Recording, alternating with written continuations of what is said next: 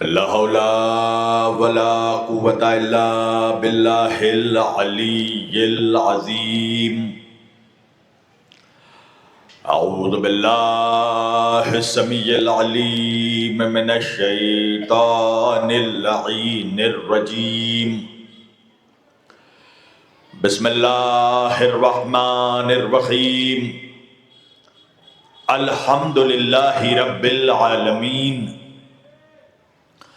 الحمد للہ الذی جعلنا من المتمسکین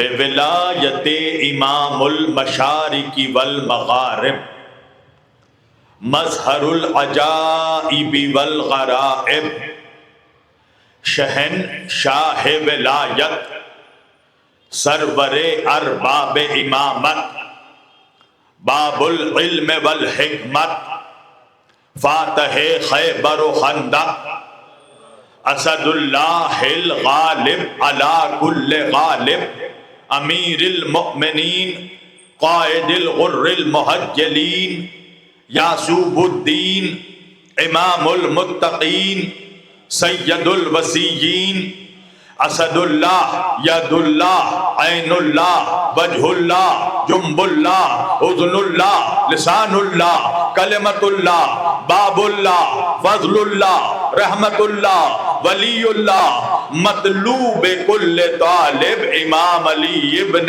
ابی طالب.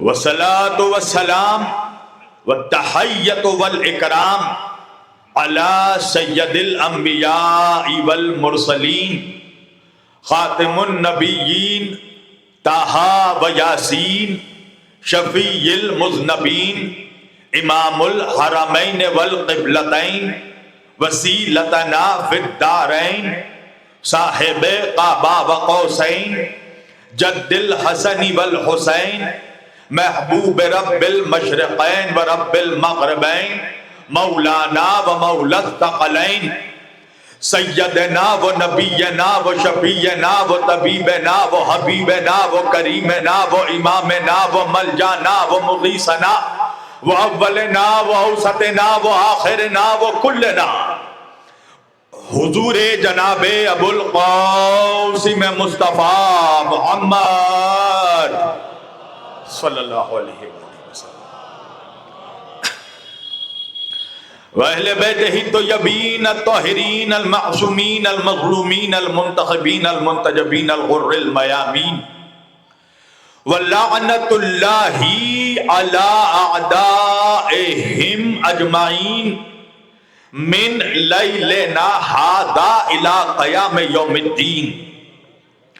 أما بعد فقد قال الله تعالى في الفرقان الحميد والمحكم كتابه المجيد وقوله الحق بسم الله الرحمن الرحيم وسيعلم الذين ظلموا أي منقلب ينقلبون. صلوات باواز بلند بر محمد وآلہ.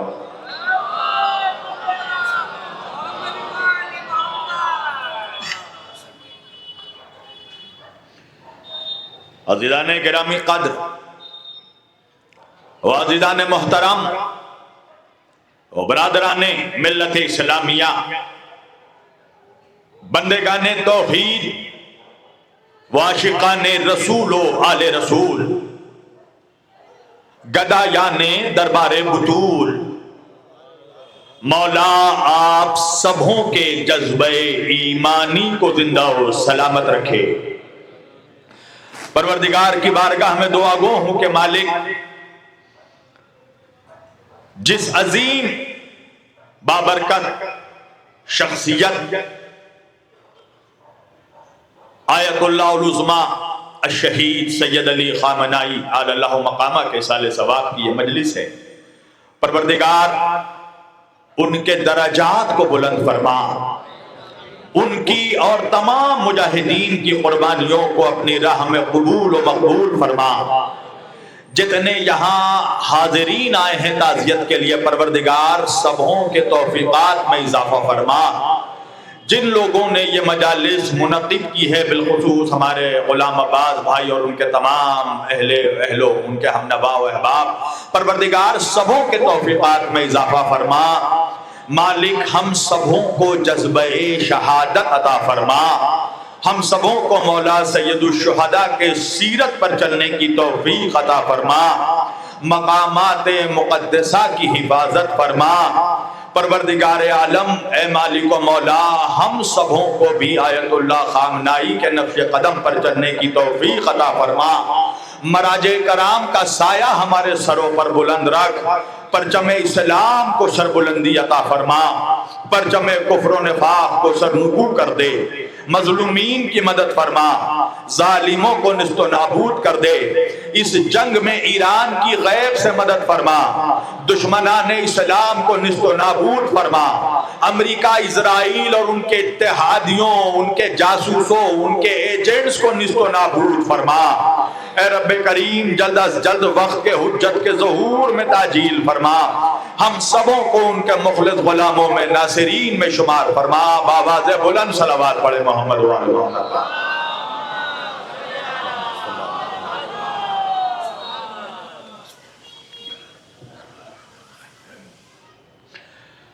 عزیزان محترم، یہ سرزمین الہ آباد میرے لیے کوئی نئی زمین نہیں ہے، کوئی نیا علاقہ نہیں ہے، اور میں آپ کے لیے کوئی نیا خطیب نہیں ہوں۔ میری خطابت سے، میری تقاریر سے آپ لوگ واقف ہیں۔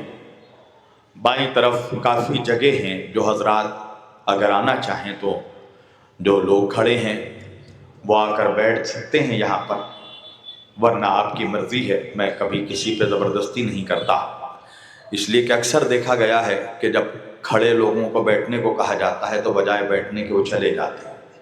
تو آپ جہاں ہیں، جس جگہ ہیں، وہیں سے آپ سماعت کریں، اور اگر آپ آئیں تو اندر جگہ اس وقت موجود ہے۔ بہرحال سرزمین الہ آباد اس بات کو جانتا ہے کہ جب بھی شہزادی عالمیان نے، رسول کی مقدس بیٹی نے، جب مجھے اپنے اس عظیم منبر سے، اپنے شوہر کے اس مقدس منبر سے جب بھی انہوں نے مجھے خطابت کا شرف بخشا ہے، مجھے اس منبر پر مشرف فرمایا ہے، میرے سامنے ہزاروں الفاظ، مضامین، سبجیکٹ، عنوان کے ذخیرے موجود ہوتے ہیں۔ یہ شاہ نجف کی بھیک ہے، مگر اس وقت اور ان مجالس میں جو میں اب تک پڑھ رہا ہوں، کل بھی حیدرآباد میں قضا خانہ حسینیہ میں ایک عظیم اجتماع تھا، عظیم اجتماع، وہاں پر اس سے میں نے خطاب کیا۔ تو یہ جو مجالس میں پڑھ رہا ہوں، پہلی بات تو یہ ہے کہ میں نے کبھی سوچا بھی نہیں تھا کہ اس عنوان پر بھی کسی مجلس کو میں خطاب کروں گا، اپنے رہبر کی شہادت کی مجلس کو میں خطاب کروں گا۔ خدا کاش مجھے یہ دن نہ دکھاتا، یا اس دن سے پہلے خدا مجھے موت دے دیتا، اس لیے کہ جو ہستی شہید ہو گئی ہے اس کے نالین کے برابر بھی میری زندگی کی کوئی حیثیت نہیں ہے۔ اور میں سمجھتا ہوں کہ اس وقت روئے کائنات میں ان سے زیادہ قیمتی شخصیت غیبت امام میں کوئی تھی نہیں، جس شخصیت کے سائے سے ہم محروم ہو گئے۔ عزاداروں، لہٰذا آج میں نہ تو کوئی سبجیکٹ، کوئی مضمون، کچھ تیاری کر کے، ایسا کچھ نہیں ہے۔ ہر خطیب جب آتا ہے منبر پر تو اس کے ذہن میں کوئی سبجیکٹ ہوتا ہے، مضمون ہوتے ہیں، معروضے ہوتے ہیں، مگر آج ایسی کوئی تیاری میں نے نہیں کی ہے، اس لیے کہ آج کی مجلس جو ہے یہ احساسات کی مجلس ہے۔ جن لوگوں کے دلوں میں اب تک احساس زندہ ہے، یا میں یہ کہہ لوں کہ کہیں سے بھی جن لوگوں کے دلوں میں اب تک غیرت ایمانی باقی ہے، وہی حضرات اس مجلس میں آئے ہیں، اور ایسے ہی ذاکرین اس مجلس سے خطاب کریں گے۔ میں درگاہ حضرت عباس میں بھی کچھ روز پہلے اسی عنوان پر رہبر کے سال ثواب کی مجلس ہوئی تھی، تو میں نے ہاتھ جوڑ کر سب سے پہلے تو اپنے ذاکرین سے بھی یہ گزارش کی تھی، اپنے شعراء سے، ذاکرین سے، کہ اب جس وقت پر آ کر عالم تشیع اور عالم اسلام جس موڑ پر آ کر کھڑا ہو گیا ہے، خط و خطبہ کو بھی چاہیے، شعراء کو بھی چاہیے کہ ذرا ہم اپنے روایتی انداز میں تبدیلی لائیں، تھوڑا سا اپنے اندر اپنے خطابت میں، شاعری میں چینجز لائیں۔ میں یہ نہیں کہتا کہ آپ فضائل نہ پڑھیں، مسائل، یہ ممبر ہے ہی حق علی بیان کرنے کے لیے، اگر اس ممبر سے علی کے فضائل نہیں بیان ہوں گے تو کہاں بیان ہوں گے؟ یہ ممبر ہے ہی مظلومین کی، سید الشہداء کے مسائل بیان کرنے کے لیے، مگر جب کوئی خطیب 1 گھنٹے اگر تقریر کرے تو اسے چاہیے کہ اس موجودہ حالات کے تحت اگر 50 منٹ وہ فضائل اور مناقب اور مصائب کی گفتگو کرے تو 10 منٹ کم از کم زمانے کو اور قوم کو مقصد حسین بھی سمجھائے، انقلاب کی اہمیت بھی سمجھائے، تاکہ جوانوں کے اندر جذبہ شہادت پیدا ہو سکے، نوجوانوں کے اندر، بوڑھوں کے اندر، بچوں کے اندر جذبہ شہادت پیدا ہو۔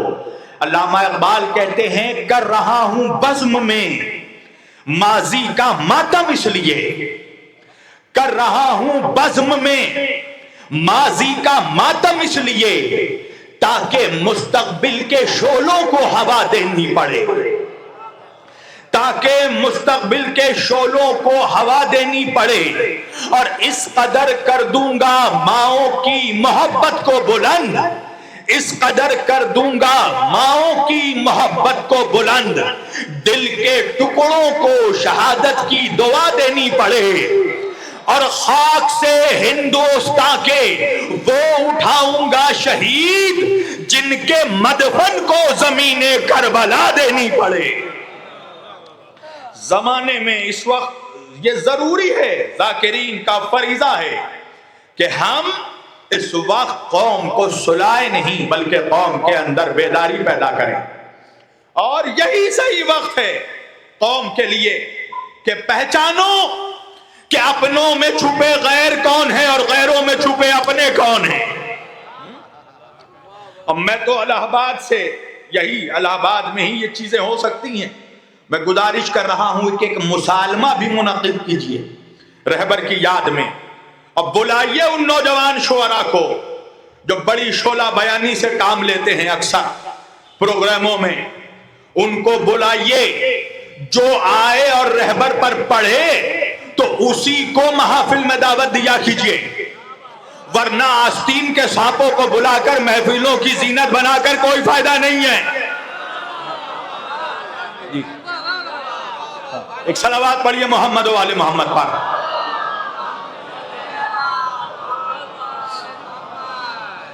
عزیزان گرامی، 10 رمضان المبارک کی وہ رات،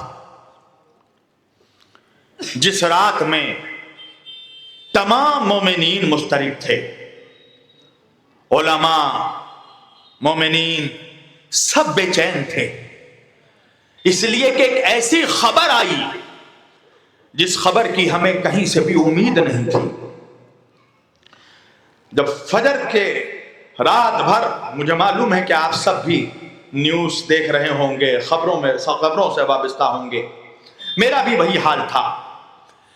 نماز صبح سے تھوڑی دیر پہلے جب کچھ مومنین کا کئی الگ الگ شہروں سے، کشمیر سے، گجرات سے، دلی سے کالز پہ کالز آنے لگے، جب میں نے فون اٹھایا تو سب کا یہی سوال تھا کہ آغا یہ جو خبر آ رہی ہے نیوز پر، کیا یہ خبر صحیح ہے؟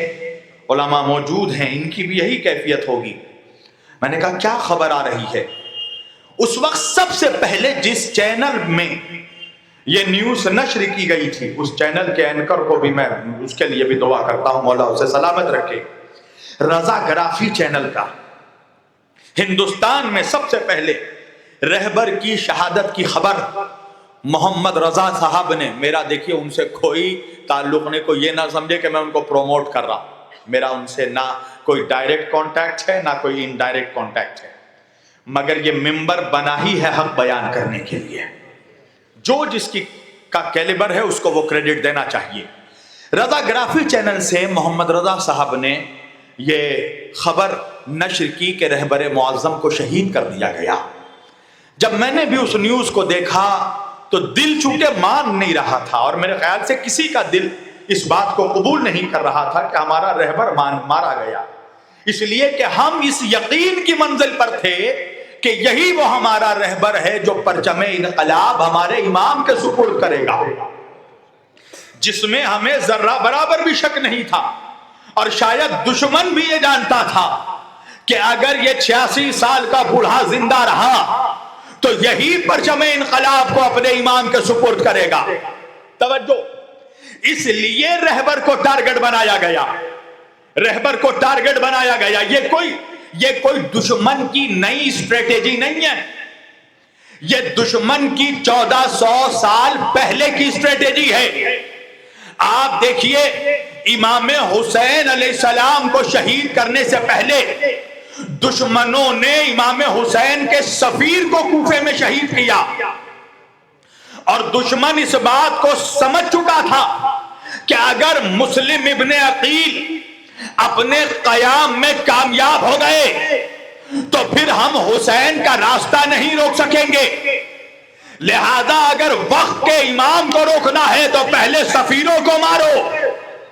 آپ سمجھیے، دشمن نے آج بھی اسی اسٹریٹجی پر عمل کیا۔ تو جب یہ خبر پہنچی، جب یہ نیوز آئی، تو میں نے بھی، مولا نے مجھے بھی جو رسوخ دیے ہیں، جو کانٹیکٹ دیے ہیں ایران میں علماء سے، یہاں تک کہ کلچر ہاؤس میں نے فون کیا، میں نے آغا سے بات کی، میں نے کہا کہ کیا یہ صحیح خبر ہے؟ تو اس وقت تک مجھے یہ بتایا گیا کہ ابھی ایران کے کسی آفیشل چینل سے یا ایرانی آفیشلز کی طرف سے اس بات کی کوئی تصدیق نہیں کی گئی ہے۔ دعا ہے، امید ہے کہ رہبر اس وقت صحیح و سلامت ہوں گے۔ میں بالکل مطمئن ہو گیا، یعنی کہ مجھے اس بات کا یقین تھا کہ میرا رہبر زندہ ہے۔ اس کی ایک دنیاوی وجہ یہ تھی، اس کی ایک مادی، اس کا سبب یہ تھا کہ رہبر کی سیکیورٹی میں جو فورس ہیں،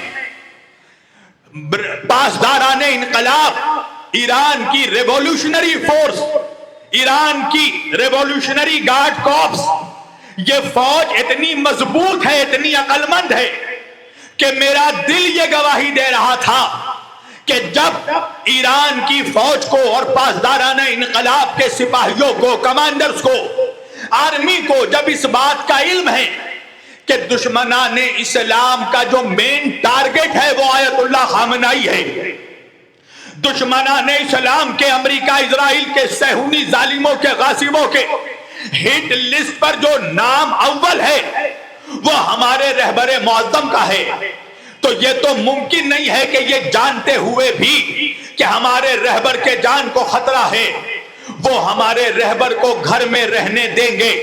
ضرور ہمارے رہبر کو کسی سیف مقام پر، کسی محفوظ مقام پر ان کو ٹرانسفر کر دیا گیا ہوگا، انہیں منتقل کر دیا گیا ہوگا۔ میں بہت یقین کے ساتھ نماز صبح پڑھ کر سویا تھا، اور جب اس کے تھوڑی دیر کے بعد جب اٹھا تو جب یہ ایران کے آفیشل چینلز کے ذریعہ جب یہ اعلان آنے لگا، تصدیق ہوئی کہ ہمارے رہبر کو مار دیا گیا، تو میں نے فون لگایا، میں نے کہا آغا آپ تو کہہ رہے تھے کہ رہبر صحیح و سلامت ہیں، یہ کیا خبر آ رہی ہے؟ تو انہوں نے کہا کہ ایسا ہے مولانا کہ یہ وہ عظیم شہادت ہے جس کا انتخاب خود رہبر معظم نے فرمایا ہے، ورنہ اگر رہبر معظم چاہتے تو دشمن کی اتنی ہمت نہیں تھی کہ وہ رہبر تک پہنچ سکتا۔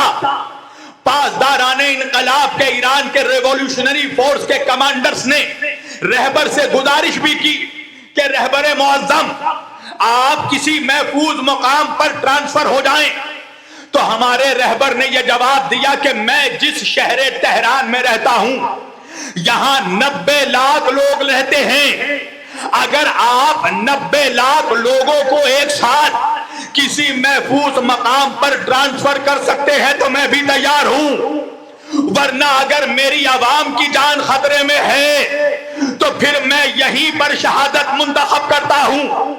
اس لیے کہ امام حسین علیہ السلام نے کربلا میں یہ پیغام دیا تھا کہ جب موت یقینی ہے اور اللہ نے قرآن میں کہہ دیا کہ کلو نفس ذائقۃ الموت، ہر نفس کو موت کا مزہ چکھنا ہے، تو جب موت کا آنا یقینی ہے تو امام حسین نے فرمایا کہ موت کا بہترین انتخاب شہادت ہے۔ ہمارے رہبر نے کہا لوگ تو مر رہے ہیں اور مریں گے بھی، مگر کوئی کینسر سے مرے گا، کوئی ٹائیفائڈ کی بیماری سے مرے گا، کوئی اپنے بستر پر مرے گا، مگر ہم وہ موت نہیں چاہتے۔ اگر موت آنی ہے تو ہم شہادت کی موت مریں گے، ہم شہادت کو چننے والے لوگ ہیں۔ ہمارے رہبر نے اپنے گھر میں اپنے اہل خانہ کے ساتھ، اپنی بیٹی، اپنی داماد، اپنے نواسیوں کے ساتھ شہادت دے کر قسم خدا کی پوری دنیا میں تشیع کا سر بلند کر دیا، شیعت کا سر بلند کر دیا۔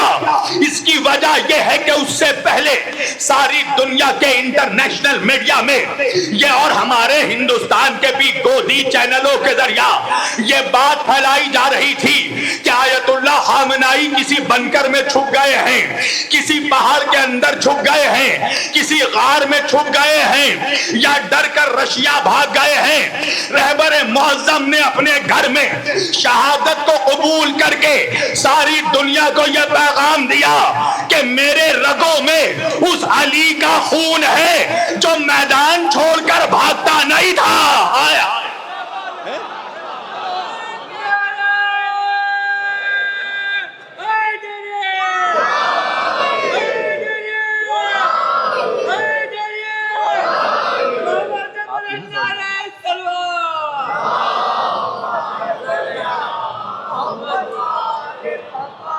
ایک بلند ترین صلوات پڑھے محمد و آل محمد پر۔ آپ اوپر تشریف لائیں، ایک صلوات پڑھے محمد و آل محمد پر۔ ہمارے رہبر نے دنیا کو یہ میسج دے دیا کہ ہم بھگوڑے نہیں ہیں، ہم میدان سے بھاگنے والے نہیں ہیں، ہم غاروں میں چھپنے والے نہیں ہیں۔ میں یہاں پر ہی کوئی کنٹروورشل سٹیٹمنٹ دینے نہیں آیا، اور میں تو ماشاءاللہ مجھے بڑا اچھا لگتا ہے کہ جب اسلام کی دونوں طاقتیں فرش اعضاء پر موجود ہوتی ہیں، اور آج میں دیکھ رہا ہوں شہید کے خون کی برکت کہ میرے شیعہ سنی سارے بھائی نیازی سلسلے کے چنندہ افراد یہاں پر بازو سے بازو ملا کر بیٹھے ہیں۔ میں تو ہمیشہ کہتا ہوں الہ آبادیوں کہ ارے فرش اعضاء پر آنے سے پہلے کوئی سنی تھا، فرش اعضاء پر آنے سے پہلے کوئی شیعہ تھا، مگر جب حسین کی مجلس میں آ گیا تو اب نہ وہ شیعہ رہا نہ سنی رہا، جو یہاں آ گیا وہ حسینی ہو گیا۔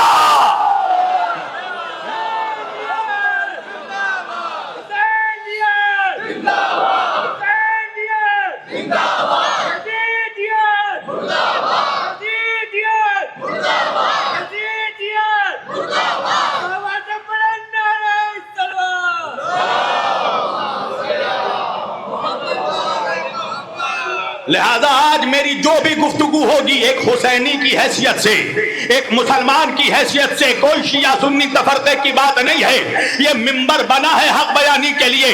عزیزان گرامی، ہمارا رہبر کہیں بھاگا نہیں، غار میں چھپا نہیں۔ یہ دنیا گواہی دے گی اس بات کی کہ دنیا والوں نے جس کو اپنا ہیرو کہا تھا، صدام حسین کو دنیا والوں نے ہیرو کہا تھا، مگر دنیا نے دیکھا کہ صدام کو غار کے اندر سے بال پکڑ کر، اس کے بالوں کو پکڑ کر نکالا گیا۔ ہائے ہائے ہائے، اس کے بالوں کو پکڑ کر امریکی فوج نے نکالا، مگر ہمارا رہبر غار کے اندر نہیں چھپا، پہاڑ کے اندر نہیں چھپا، اس لیے کہ ہم ایسے رہبروں کو مانتے ہی نہیں۔ ہمارا کوئی رہبر نہ غار کے اندر بھاگتا ہے نہ پہاڑ کے اوپر بھاگتا ہے۔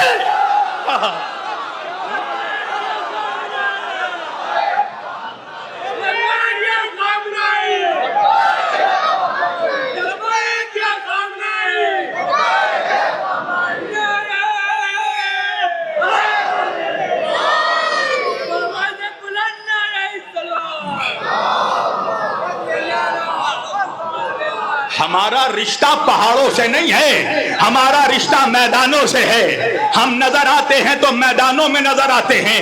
عزیزان گرامی انصاف سے بتائیے، آج دیکھیے شہید کے خون کی برکت، جب شہید کا قطرہ لہو زمین پر گرتا ہے تو لاکھوں برکتیں لے کر آتا ہے. آج جو شہید کے قطرے کا خون کا قطرہ زمین پر گرا، اس کی برکت یہ نظر آئی کہ ساری دنیا میں مسلمان ایک پلیٹ فارم پر آ رہا ہے. شیعہ سنی بھائی بھائی ایک جگہ نظر آ رہے ہیں، شیعہ سنی اتحاد کے نعرے لگ رہے ہیں. ورنہ پہلے تو عالم یہ تھا کہ ہمارے پلیٹ فارم میں شیعوں کی مجلس میں سنی نہیں بیٹھ رہا ہے، سنیوں کی مجلس میں شیعہ نہیں بیٹھ رہا ہے. قسم خدا کی حسین کی اس اولاد کو میں سلام کرتا ہوں کہ جس کے خون کی برکت ہے کہ شیعہ بھی کہہ رہا ہے ہمارا رہبر مارا گیا، سنی بھی کہہ رہا ہے ہمارا رہبر مارا گیا.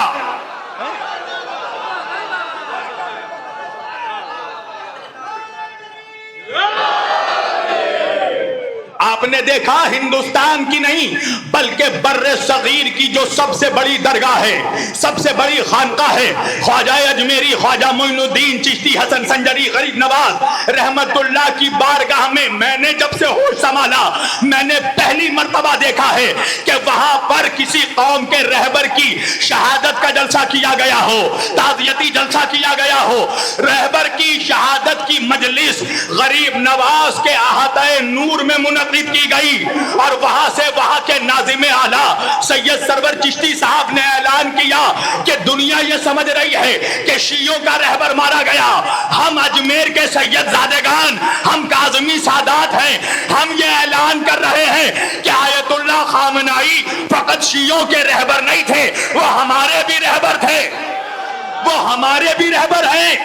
سید سرور چشتی صاحب نے جناب مولانا تقی عثمانی صاحب کا ایک قول کوٹ کیا. کون ہے تقی عثمانی آپ کو معلوم ہے؟ دیوبند کے اس وقت کے فرقہ دیوبند کے سب سے بڑے عالم دین مولانا تقی عثمانی صاحب نے رہبر کی شہادت میں یہ فرمایا کہ اس صدی کا شہید اعظم مارا گیا. اللہ اکبر.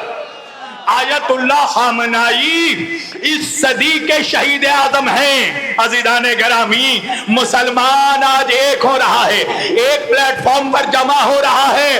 منحوسوں کو سمجھ میں نہیں آ رہا ہے کہ زندہ خامنائی زیادہ خطرناک تھا یا شہید خامنائی زیادہ خطرناک.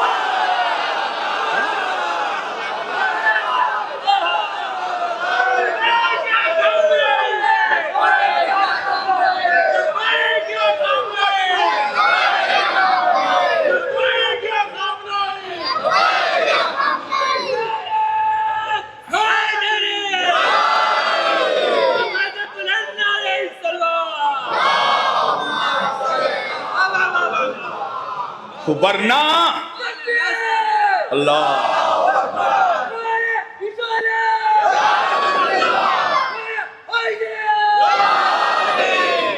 ورنہ ماحول یہ بن چکا تھا کہ مسلمان کا چہرہ دیکھنا برداشت نہیں کر رہا تھا. ایک فرقے والا کسی دوسرے فرقے کے پہلو میں بیٹھنا گوارا نہیں کر رہا تھا. آج یہ حسین کے لال کے خون کی برکت ہے کہ بھائی بھائی ایک ہو رہے ہیں. عزیزان گرامی مسلمان ایک ہو رہے ہیں.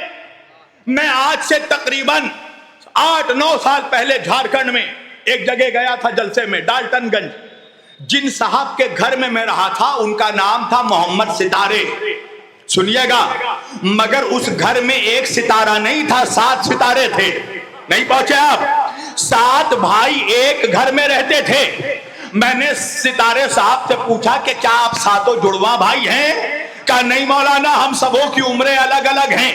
میں نے کہا یہ بتائیے آپ 7 کا پیشہ ایک ہے؟ کہا نہیں پیشہ بھی الگ الگ ہے. میں نے کہا آپ 7 بھائیوں کا کاروبار الگ الگ ہے. میں نے کہا ذریعہ معاش؟ کہا ذریعہ معاش بھی الگ الگ ہے. کوئی بھائی بزنس کرتا ہے، کوئی ٹھیکیداری کرتا ہے، کوئی زمینداری کرتا ہے، کوئی گورنمنٹ جاب کرتا ہے. 7 بھائیوں کے پیشے الگ الگ، 7 بھائیوں کے کاروبار الگ الگ. میں نے کہا ستارے بھائی مجھے ایک بات کا جواب دو، آپ 7 بھائیوں کی عمریں الگ الگ، پیشے الگ الگ، کام کاج الگ الگ، ذریعہ معاش الگ الگ، کاروبار الگ الگ، تو آپ ساتوں بھائیوں کیا طرز زندگی بھی الگ الگ ہوگا، لائف اسٹائل بھی الگ الگ ہوگی، سوچ بھی الگ الگ ہوگی. کہا ہاں مولانا ہم ساتوں کا طرز زندگی الگ الگ ہے، زندگی گزارنے کا طریقہ الگ الگ ہے، سوچ الگ الگ ہے، فکر الگ الگ ہے. میں نے کہا اتنا اختلاف، جاب میں اختلاف، معاش میں اختلاف، عمر میں اختلاف،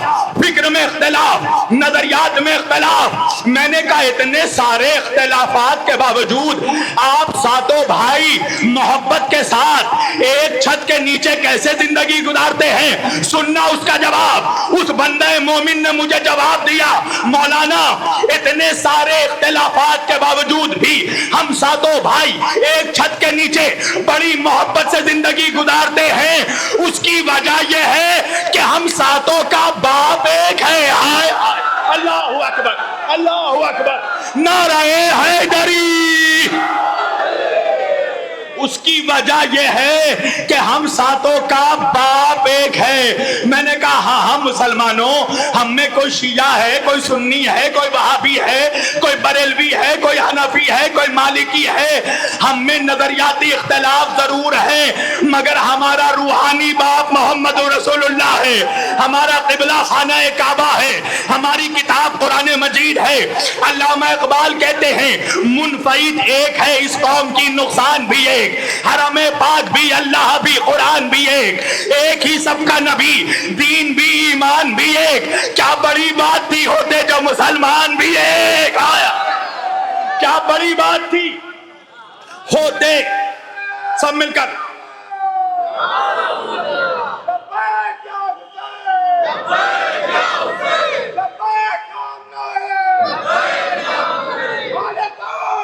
مردہ آباد.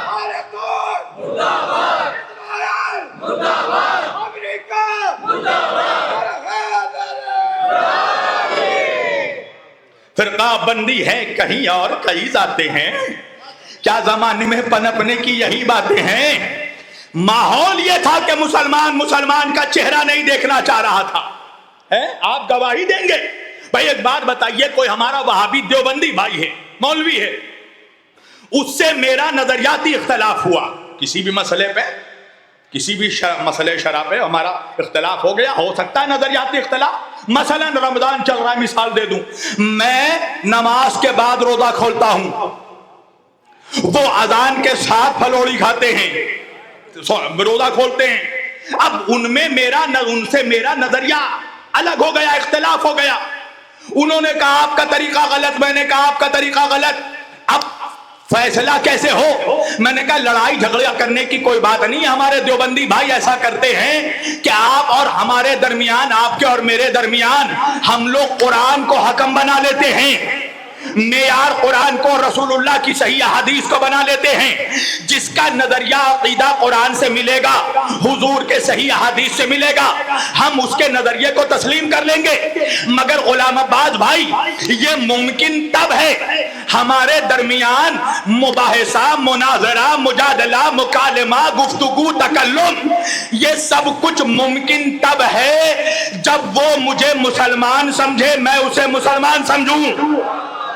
پر اگر ایک فرقے والا، ایک مسلمان دوسرے فرقے کے مسلمان کو مسلمان ہی نہ سمجھے تو پھر تو اب نہ گفتگو ہو سکتی ہے، نہ مباحثہ ہو سکتا ہے، نہ مناظرہ ہو سکتا ہے. اور رہبر کی شہادت سے پہلے حال یہی تھا کہ سنی کہہ رہا تھا وہابی کافر ہے، وہابی کہہ رہا تھا سنی کافر ہے، وہابی کہہ رہا دیوبندی کافر، دیوبندی نے کہا بریلوی کافر، بریلوی نے کہا حنفی کافر، حنفی نے کہا مالکی کافر. ارے سارے مسلمان ایک دوسرے کو کافر کہہ رہے ہیں، ایک بیچارہ کافر ہی ہے جو ہمیں مسلمان کہہ رہا ہے. یہ حالت تھی مسلمانوں کی. ایک فرقے والا دوسرے فرقے والے کا چہرہ دیکھنا گوارا نہیں کر رہا تھا. مگر قسم خدا کی یہ شہید کے خون کی برکت ہے کہ آج مسلمان مسلکوں سے اٹھ گیا.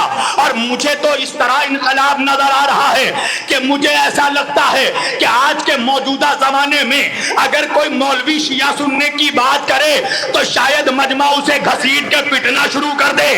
قوم میں اتنی زیادہ بیداری آ رہی ہے، مسلمان ایک ہو رہا ہے، مسلمان کو سمجھ میں آ رہا ہے کہ گرجنے والا بادل کون ہے، برسنے والا بادل کون ہے۔ عزیزان گرامی، دنیا گواہی دے رہی ہے، ارے 2 سالوں سے، تقریباً 2 سالوں سے غازہ کے فلسطین کے مظلوم مسلمانوں پر بمباری ہو رہی تھی۔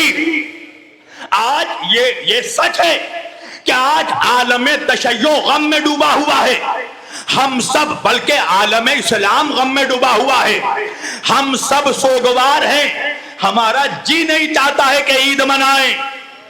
قسم خدا کی، میں اپنی بات کر رہا ہوں، میرے گھر میں بڑوں کا تو چھوڑ دیجئے، ہم نے طے کر لیا ہم بچوں تک کا لباس نہ خریدیں گے۔ عزیزان گرامی، تقریباً سب کی یہی کیفیت ہے، ہم سب غم میں ڈوبے ہوئے ہیں، مگر یقین جانیے ہم سے زیادہ غمزدہ وہ فلسطین کے غازہ کے معصوم مظلوم سسکتے بلکتے ہوئے بچے ہیں، جن کی امید کا نام خامنائی تھا، جن کو یہ یقین تھا کہ یہ حسین کا یہ وہ فرزند ہے 86 سالہ جس کا سایہ جب تک ہمارے سروں پر ہے ہمیں یقین ہے ہماری زمین ہمیں واپس ملے گی، ہماری چھتیں ہمیں واپس ملے گی۔ کوئی اگر ہمیں ہمارا گھر لوٹا سکتا ہے تو وہ آیت اللہ خامنائی ہے، کوئی ہمیں ہمارا حق دلا سکتا ہے تو وہ رہبر معظم ہے۔ قسم خدا کی، آج وہ بچے مایوس ہو گئے، آج ان کو نظر نہیں آتا کہ ان کو بچانے کے لیے کون آئے گا، ان کو ظالموں سے نجات کون دلائے گا، ان کی زمینیں کون واپس کرے گا، اس لیے کہ ان بچوں نے بھی دیکھ لیا نا کہ تقریباً 2 سالوں سے جب فلسطین کے غازہ کے مظلوم مسلمانوں پر بمباری ہو رہی تھی، نہ جانے کتنی مائیں ہیں جن کی گودیاں اجڑ گئی، نہ جانے کتنی بہنیں ہیں جن کا سہاگ اجڑ گیا، نہ جانے کتنے بھائیوں نے اپنے بھائیوں کو اپنے سامنے تڑپتے دیکھا، نہ جانے کتنے باپوں نے اپنے بچوں کے گوشت کے لوتھڑوں کو ہواؤں پر بمباری میں بکھرتے ہوئے اڑتے ہوئے دیکھا۔ 2 سالوں سے مسلمانوں، میں کوئی کنٹروورشل سٹیٹمنٹ نہیں دے رہا ہوں، حق بیان کر رہا ہوں۔ حق کڑوا ہوتا ہے، مگر کڑوا کیپسول نگل لو تو شفا ملے گی۔ حقیقت یہ ہے کہ 2 سالوں سے جو غازہ کے فلسطین کے مظلوم مسلمانوں پر بمباری ہو رہی تھی اور 1 لاکھ سے زیادہ مسلمان شہید ہو گئے، بچے مارے گئے، عورتیں ماری گئیں، بوڑھے مارے گئے، بوڑھو جوانوں کو شہید کیا گیا، جو بچے بچ گئے وہ ملبوں میں دھس کر شہید ہو گئے۔ مگر مجھے یہ کہنے دو کہ 1 لاکھ سے زیادہ 2 سالوں میں جو غازہ کے مظلوم مسلمان مرے ہیں، شہید ہوئے ہیں، ان میں سے کوئی ایک بھی شیعہ نہیں تھا۔ سنیے، میں حقیقت بیان کر رہا ہوں، 1 لاکھ سے زیادہ جو غازہ کے مسلمان 2 سالوں میں بمباری سے مار دیے گئے، ان میں سے کوئی ایک بھی شیعہ نہیں تھا، وہ سب کے سب سنی، سب کے سب سنی، سب کے سب سنی۔ مگر یہ حقیقت بیان کرنے دو کہ ان سنیوں کو بچانے کے لیے کوئی سنی کھڑا نہیں ہوا، ان سنیوں کو بچانے کے لیے جتنے کھڑے ہوئے وہ سب کے سب شیعہ، سب کے سب شیعہ۔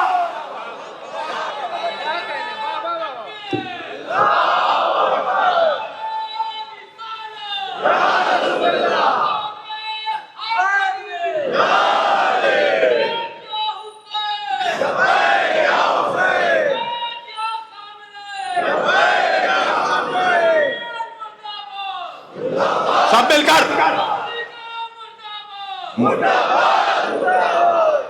سب کے سب شیعہ، ایک سنی ملک کا حاکم کھڑا نہیں ہوا۔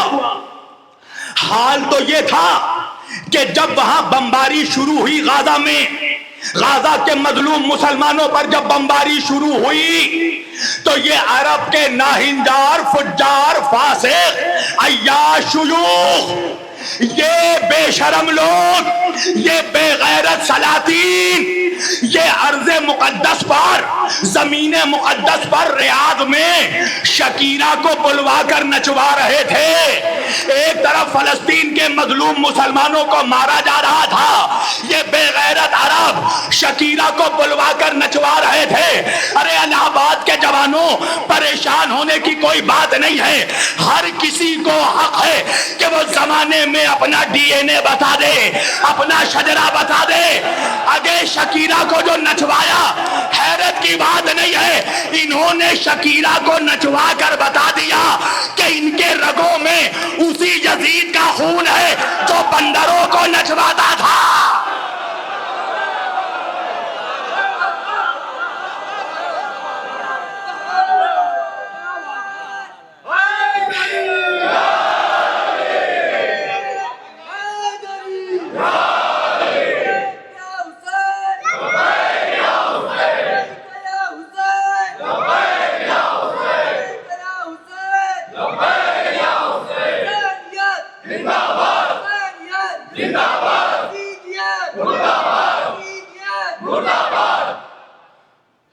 दुनिया ने ये इस बात का मुशाहिदा किया, परेशान होने की कोई बात थोड़ी है।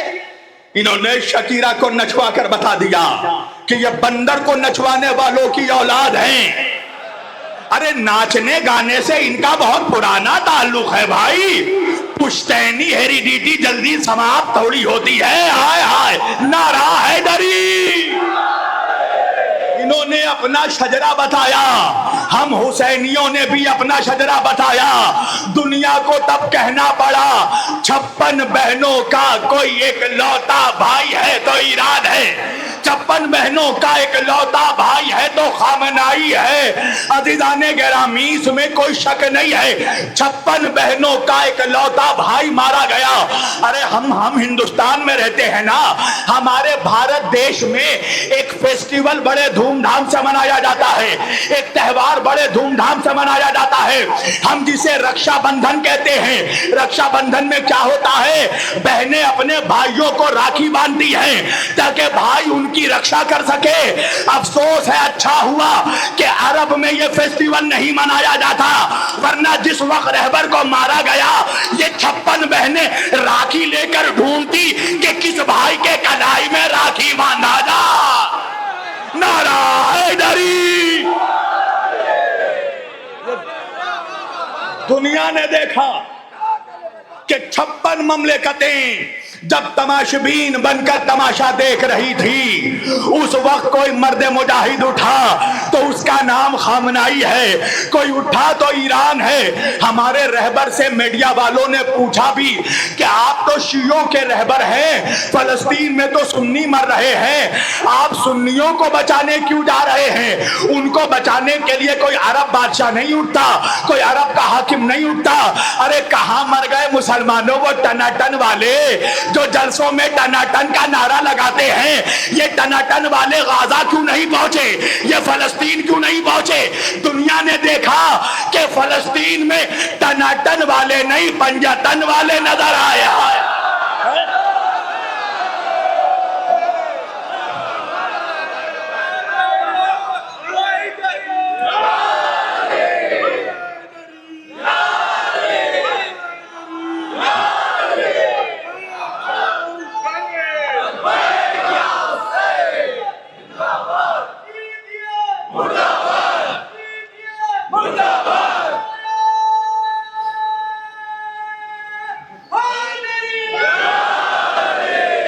हमारे रहबर से पूछा गया, आप तो शियों के रहबर हैं, गाजा में सुन्नी मर रहे हैं, सुन्नियों को बचाने के लिए कोई सुन्नी मैदान में नहीं आता, आप क्यों मैदान में आ रहे हैं? हमारे रहबर ने जवाब दिया, मेरे रगों में हुसैन इब्ने अली का खून है। हम मजलूमों की हिमायत से पहले उनका मसलक नहीं देखते, उनके फिरकों को चेक नहीं करते। हम तो जालिम के खिलाफ उठ खड़े होते हैं, हम तो मजलूम के खिलाफ खड़े हो जाते हैं। अरे दुनिया हैरत में पड़ गई कि मैदान से सब फरार है, मैदान से सब भागे हुए हैं। नजर आ रहे हैं तो सिर्फ ईरानी नजर आ रहे हैं, नजर आ रहा है तो सिर्फ खामनाई नजर आ रहा है, और कोई मैदान में नजर क्यों नहीं आता? अरे हम क्या करें भाई, मैदान में वही टिकता है जिसका इमाम मैदान में टिका हो।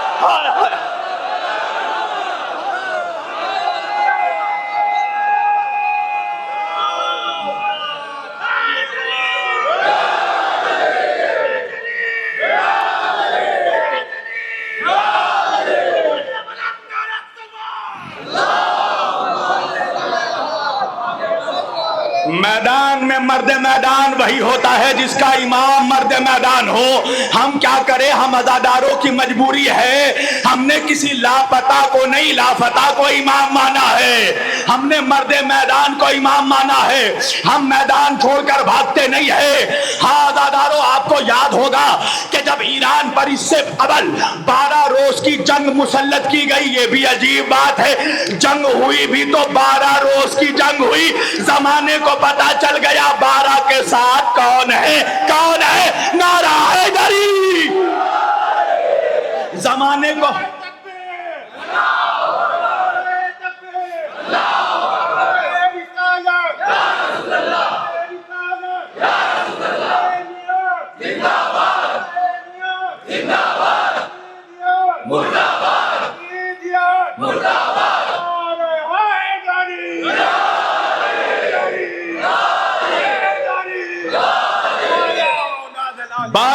کی جنگ مولا سلامت رکھے میرے جوانوں, یہ تو وقت ہے جاگنے کا, یہ تو وقت ہے جوش ایمانی دکھانے کا. 12 روز کی جنگ مسلط کی گئی, توجہ عزیزان گرامی, 12 روز کی جنگ مسلط کی گئی. سیز فائر ہم نے نہیں کیا, ٹرمپ کو سیز فائر کرنا پڑا. اسے سمجھ میں آ گیا 12 والوں کی طاقت کیا ہے. جب 12 روز کی جنگ شروع ہوئی تھی تو یہی منحوس وقت, یہی زمانے کی نحوست ڈونلڈ ٹرمپ, یہ منحوس چہرے والا, اس نے ٹویٹر پر ٹویٹ کر کے ہمارے رہبر کو تھریٹ کیا تھا, آیت اللہ خامنائی کو دھمکی دی. کیا دھمکی دی؟ کہا انکنڈیشنل سرنڈر کر جائیے, انکنڈیشنل سرنڈر کر جائیے. اس وقت حسین کے لال نے یہ جواب دیا کہ ارے منحوس ٹرمپ, تجھے پتا ہی نہیں کہ ہمارے رگوں میں کس کا خون ہے. ہائے ہائے, آیت اللہ خامنائی نے بتایا کہ میرا شجرہ بھی حسینی, میری نسل بھی حسینی, میرا خون بھی حسینی, میرا نام بھی حسینی, میرا مزاج بھی حسینی, میری فکر بھی حسینی. اور ہم حسینی جب میدان میں آتے ہیں تو ہمارے ڈکشنری میں کہیں سرنڈر نام کا ورڈ نہیں ہوتا. حسینی جب میدان میں آتے ہیں تو یا مرتے ہیں یا مارتے ہیں. نعرہ حیدری. جب ہم میدان میں آتے ہیں تو ہماری ڈکشنری میں انکنڈیشنل سرنڈر نام کا کوئی ورڈ نہیں ہوتا. ہم یا تو مر کر شہید ہوتے ہیں یا مار کر غازی ہوتے ہیں. عزیزان گرامی, ایران نے 12 روز میں 567 میزائل مارا اسرائیل پر. آپ کو پتا ہے 567 میزائلوں میں اسرائیل پر جا کر صرف 57 میزائل گرا. اس کی وجہ چاہے پتا ہے, جب 567 میزائل ایران نے مارا, کچھ میزائلوں کو امریکہ نے روکا, کچھ کو آسٹریلیا نے روکا, کچھ کو فرانس نے روکا. ارے صرف یہود و نصارہ نے نہیں, منافقوں نے بھی تو روکا. کچھ کو قطر نے روکا, کچھ کو سعودی نے روکا, کچھ کو جارڈن نے روکا. اور اس کے باوجود 57 میزائل جا کر اسرائیل پر گرا. ارے یہ 57 میزائل نہیں تھا, 57 ملکوں کے حاکموں کے چہرے پر خامنائی کا تماچا تھا.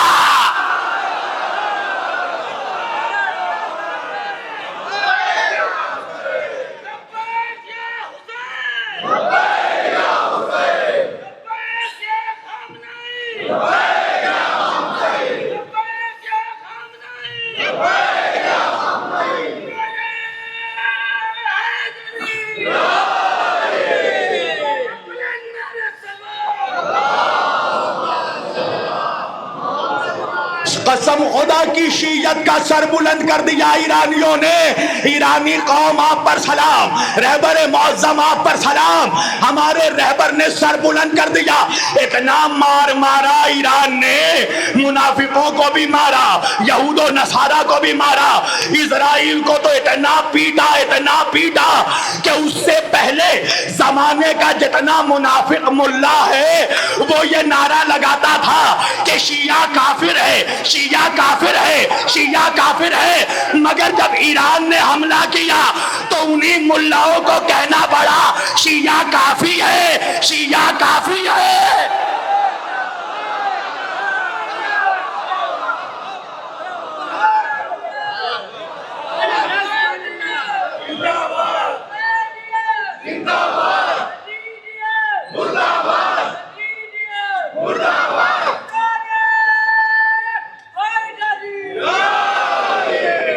آپ نے دیکھا دنیا یہ سوچ رہی تھی سرنڈر کر جائیں گے، مگر جس طرح خواجہ اجمیری نے، خواجہ معین الدین چشتی رحمت اللہ، ان کی قربانیوں پر، ان کے اشعار پر، رباعیوں پر ہماری جان قربان.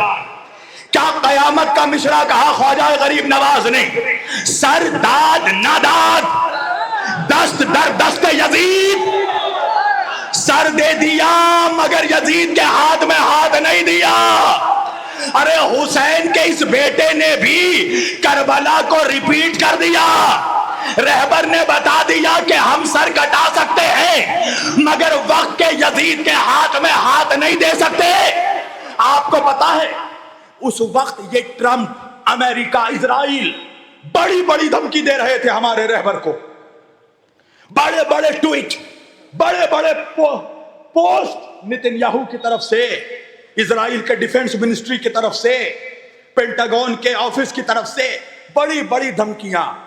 یہ کر دیں گے، ایران کو مٹا دیں گے، ایسا کر دیں گے، ویسا کر دیں گے. سننا بڑا یہ اب یہ اس جملے پر میں چاہوں گا مجمع بیدار ہو جائے، اس لیے کہ اب تک تم نے میرا جملہ سنا، اب تم شہید رہبر کا جملہ سنو. رہبر نے لمبی چوڑی تقریر نہیں کی. جب دھمکیوں پہ دھمکیاں آنے لگی، ایران کو مٹا دیں گے، یہ کر دیں گے، وہ کر دیں گے، بم مار دیں گے، نیوکلیر مار دیں گے، رہبر نے کوئی لمبا چوڑا ٹویٹ نہیں کیا، تقریر نہیں کی. ٹرمپ کو مخاطب کر کے ایک جملہ کہا. اب دیکھنا یہ جملہ رہبر کا کیسے سنو گے آپ. مخاطب کر کے ٹرمپ کو ایک جملہ کہا ہمارے رہبر نے، احمق. ہائے ہائے، نعرہ حیدری.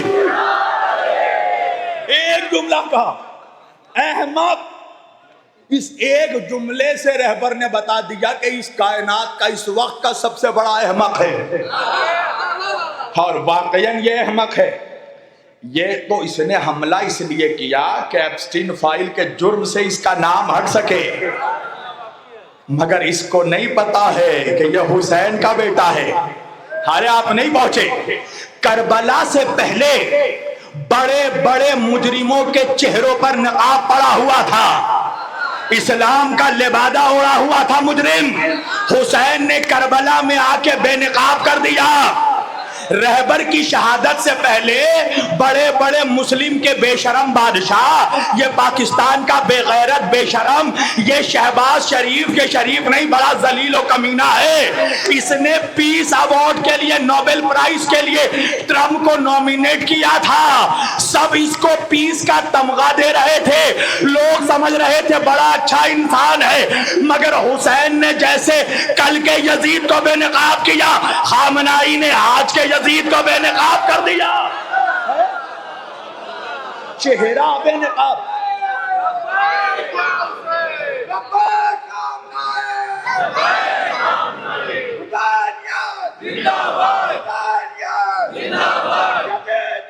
مردہ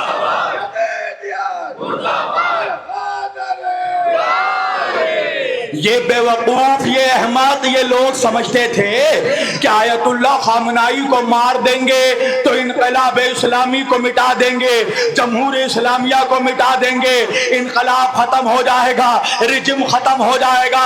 اس منحوس کو پتہ ہی نہیں کہ یہ قوم شخصیت کی وجہ سے نہیں، فکر حسینی کی وجہ سے چلتی ہے. ارے تم نے خامنائی کو مارا، ان کی سوچ کو کیسے مارو گے؟ خمینی کا جب انتقال ہوا، دنیا نے سمجھا دوسرا خمینی نہیں آئے گا، مگر دنیا نے دیکھا ادھر خمینی نے پردہ کیا، خامنائی سامنے آ گیا. جب خامنائی کو مارا تو ظالم یہ سمجھا کہ رجیم مٹ جائے گا، مگر نام علی تھا. تاریخ پھر سے دوہرا دی گئی، علی کے بعد آیا تو مجتبی آیا، مگر فرق ہے اس وقت کا مجتبی صلح نہیں کرے گا، اب صرف مارا جائے گا.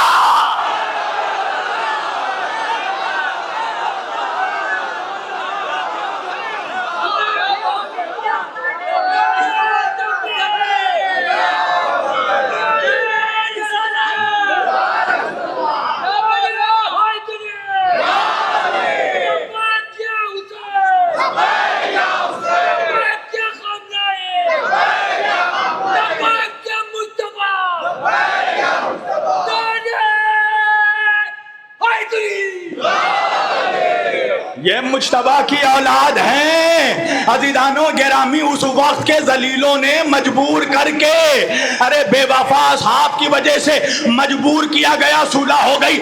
اب صلح نہیں ہوگی, اب تو صفین پارٹ 2 ہے. مگر شرط یہ ہے کہ مسلک سمجھ میں آئے تو پھر کھل کے بات ہو.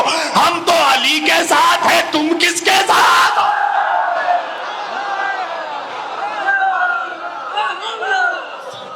ظالموں نے یہ سوچا رہبر کو مار دیں گے, انقلاب مٹ جائے گا, جمہوری اسلامی مٹ جائے گا, تختہ الٹ جائے گا, رجیم مٹ جائے گا. مگر ایک مرتبہ دنیا کو تعجب ہو گیا, صہیونیت پریشان ہو گئی. یہ کون سا جذبہ ہے, یہ کون سی استقامت ہے, یہ کون سی شجاعت ہے. ارے پچھلے مرتبہ 12 روز میں جب حملہ کیا تھا ایران نے تقریباً 18 گھنٹے کے بعد جواب دیا, مگر ادھر آدھے گھنٹے میں بم مارنا ایران نے شروع کر دیا. ایسا میزائل مارا, امریکہ پریشان ہو گیا, اپنی کشتیاں لے کر بھاگنا پڑا, تب تمام اپنے جیٹس ایئر کرافٹ لے کر سمندر کو خالی کرنا پڑا. مگر احمق یہ سمجھ رہا تھا کہ ایران صرف اسرائیل پر حملہ کرے گا, مگر ایران نے سوچ کو تبدیل کر دیا, 13 ملکوں پر حملہ کیا. یہود و نصارہ کو بعد میں مارا, پہلے منافقوں کو مارا. جن منافقوں کی زمینوں پر امریکہ کے بیس تھے سب پر بم مارا. سعودی عرب کو مارا, جارڈن کو مارا, قطر کو مارا, کویت کو مارا, سائپرس کو مارا, اور دبئی کی حالت تو اس کھجلی والے کتے جیسی کر دی.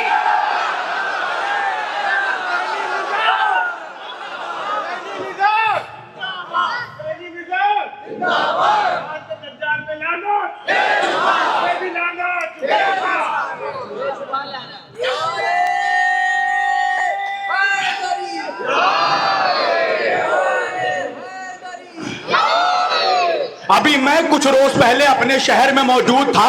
ہمارے شہر کے ایک مصباحی بریلوی مولوی مجھ سے کہنے لگے, مولانا داد دینا پڑے گا ایران کو, ایران کی شجاعت کو, استقامت کو, حوصلے کو, ہمت کو سلام کرنا پڑے گا. کیا اکیلے ایران نے 13 ملکوں پر حملہ کر دیا؟ کس کس کو نہیں مارا, اب تک مار رہا ہے. سعودی عرب کو مارا, جارڈن کو مارا, سائپرس کو مارا, قطر کو مارا, کویت کو مارا, اور دبئی کو تو اتنا مارا کہ برج خلیفہ چھوڑ کر سارے خلیفہ بھاگ چکے ہیں.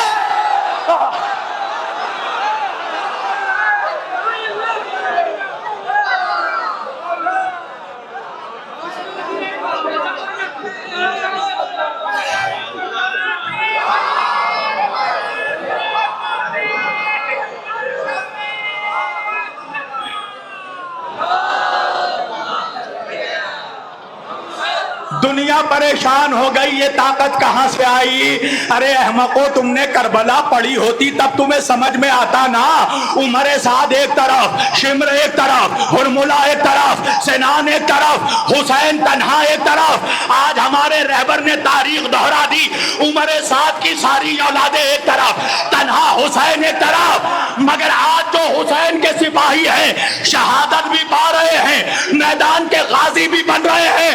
قسم خدا کی ان عرب کے بے غیرتوں کا, جن کو غزہ کے مظلوم شہیدوں کی شہادت پر بھی غیرت نہیں آئی, ایران نے ان کو غیرت دلا دی.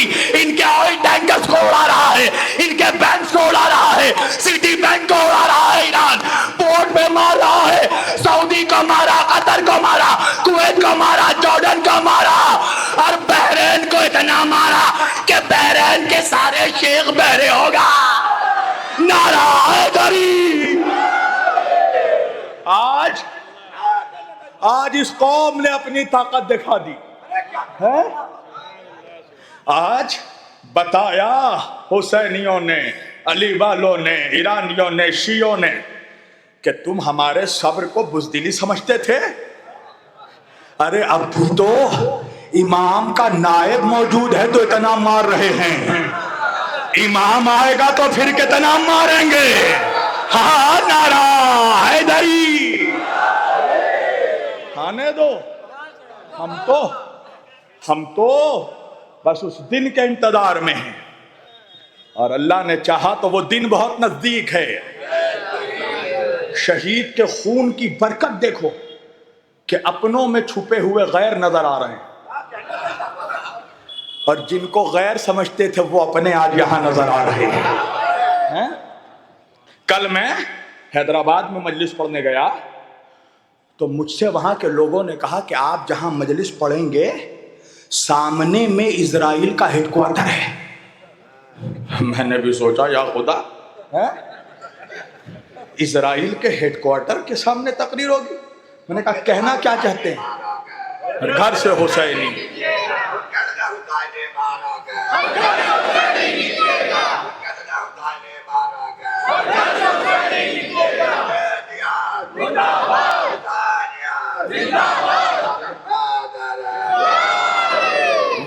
میں نے کہا اسرائیل کا ہیڈ کوارٹر ہے؟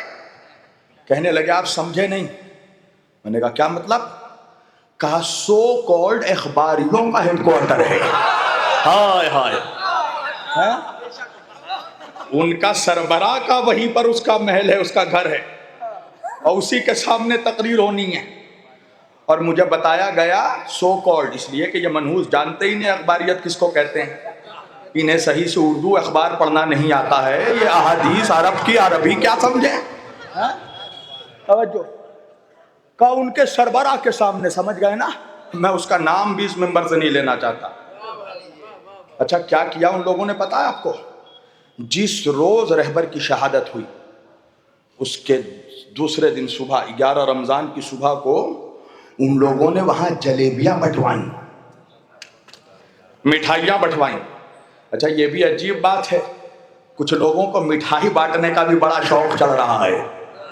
ان سے کہو جب تمہارا باپ مرے تو اس وقت بھی مٹھائی بانٹنا. مٹھائیاں بانٹی گئی.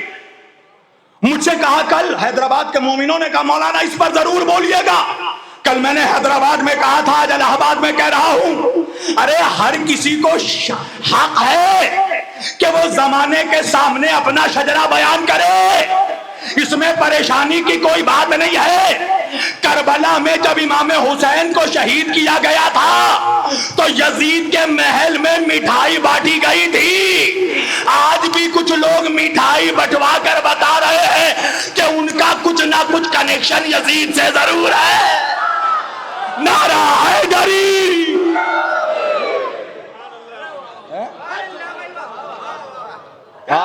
آج ہمیں ہمارے سامنے الحمدللہ پکچر کلیئر ہو رہا کہ اپنا کون ہے پرایا کون ہے. آج تو جیسے میرے انیس بھائی نے کہا، آج تو کچھ وہ لوگ جو کل تک رہبر کو گالی دیتے تھے، میں ممبر پر بیٹھ کر کسی کی غیبت نہیں کر رہا ہوں، گالیاں دیتے تھے رہبر کو، رہبر کے دائیں ہاتھ کا مذاق اڑاتے تھے، آج وہ بھی مجبور ہو گئے ہیں خامنہ'i زندہ باد کہنے پر. اس لیے کہ عقلیں ٹھکانے ہو گئی ہیں. سمجھ میں آ گیا ہے کہ آج اگر پیٹرن نہیں بدلا تو قوم گھسیٹ کر ذلیل کرے گی. پھر بھی بھائی ہم حسن ظن رکھتے ہیں، ہم پازیٹیو مینٹیلیٹی کے ہیں، ہم پھر بھی کسی پر شک نہیں کرتے. ہدایت پانے میں وقت لگتا ہے، کسی کو دیر لگے سویر لگے، بہرحال خدا کرے کہ سب ہدایت یافتہ ہو جائیں، سب سمجھیں کہ ہم نے کس عظیم ہستی کو کھو دیا ہے. یہ سمجھ میں بات آ جائے یہی بہت بڑی چیز ہے. بہرحال سب سامنے آ رہے ہیں، مگر میں اس کے باوجود کہہ رہا ہوں کہ اب بھی کچھ منحوس ایسے ہیں جن کی زبانوں سے تعزیت کا ایک جملہ نہیں نکل رہا ہے، کیونکہ امریکہ کا ویزا نہیں ملے گا. اللہ ناراض ہو ٹرمپ خوش رہے. بھائی مجلس بھی پڑھنا ہے، مطلب آپ نہیں سمجھ رہے، جناب زہرا کو بھی خوش کرنا ہے، امریکہ کے گورنمنٹ کو بھی خوش کرنا ہے. نعوذ باللہ. آپ سمجھ رہے ہیں میں کیا کہہ رہا ہوں؟ آپ کیا سمجھ رہے؟ یزید کیا کھل کر اسلام کے خلاف آ گیا تھا؟ نہیں، وہ حرام محمدی کو حلال کر رہا تھا اور حلال محمدی کو حرام کر رہا تھا. نہیں سمجھے آپ؟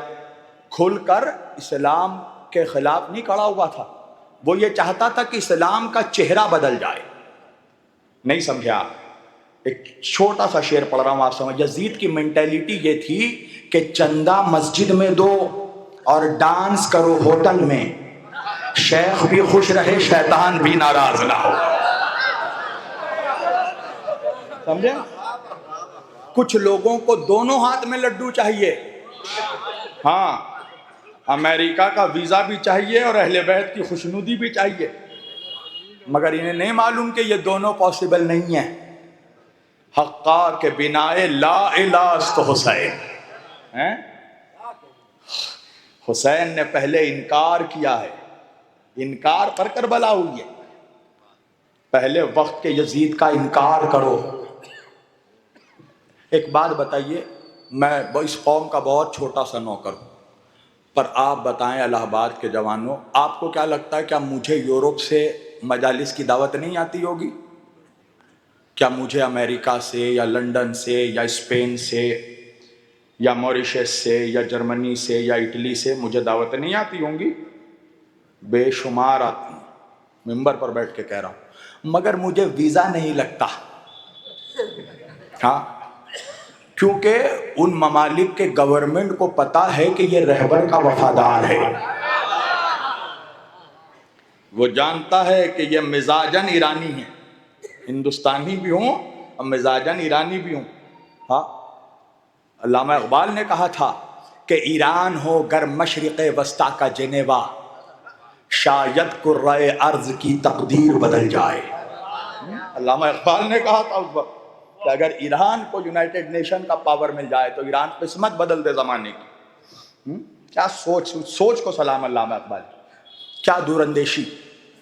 آج آپ دیکھیے جتنے مظلوم کی حمایت میں بولنے والے افراد ہیں، انقلاب پر بولنے والے لوگ ہیں، ان کو جلدی ویزا نہیں ملتا امریکہ اسرائیل کا. ان کو ایسے ہی لوگوں کو ویزا دینا ہے جو ان کے مزاج کے مطابق تقریر کرتے ہیں. سمجھ رہے ہیں آپ؟ تو پھر اگر ان کو خوش کرنے کے لیے آپ تقریر کر رہے ہیں تو یہ سمجھ لیجئے کہ آپ عبادت نہیں تجارت کر رہے ہیں. اور ایسے تاجروں سے قوم کو بچنا ضروری ہے. میں نے 2019 میں، آپ سب گواہ ہیں، لکھنؤ میں جو کانفرنس ہوا تھا اس میں شیعہ سنی صوفی سارے افراد موجود تھے، لاکھوں کا مجمع تھا. اس وقت میں نے یہ جملہ کہا تھا 2019 میں، جب نہ تو کوئی 12 روز کی جنگ ہوئی تھی نہ کچھ چل رہا تھا معاملہ. اس وقت میں نے کہا تھا کہ اگر مسلمانوں کو صہیونیت اور یہودیت پر فتح حاصل کرنا ہے، اگر ارض مقدس کو آزاد کرنا ہے، بیت المقدس فتح کرنا ہے، تو صرف شیعہ نہیں، سارے مسلمان اس وقت آیت اللہ خامنائی کی قیادت میں جمع ہو جائے. تو اس کا نتیجہ یہ ہوا غلام عباس بھائی کہ غیر تو غیر میرے اپنے میرے دشمن بن گئے. کتنے ذاکروں نے ممبر پر بیٹھ کر میرے خلاف تقریر کی، حالانکہ نہ تو میں نے ان کی کوئی زمین ہڑپی تھی، نہ تو میں نے زندگی میں کبھی ان کو کوئی گالی دی تھی، نہ تو کوئی ان کا حق چھینا تھا، مگر چونکہ ممبر پر میں نے حق بیان کیا تھا. ایک تو ایسا وقت آیا کہ میں نام نہیں لینا چاہتا، بڑا نام ہے ذاکروں میں، وہ صاحب مجھ سے انہوں نے کہا جھارکھنڈ میں کہ آپ جتنا اپنے رہبر پہ بول دیا اور مت بولیے. میں نے کہا ارے کیسے نہ بولوں، وہ ہمارے لیڈر ہیں. تو سنیے گا ان کا جملہ.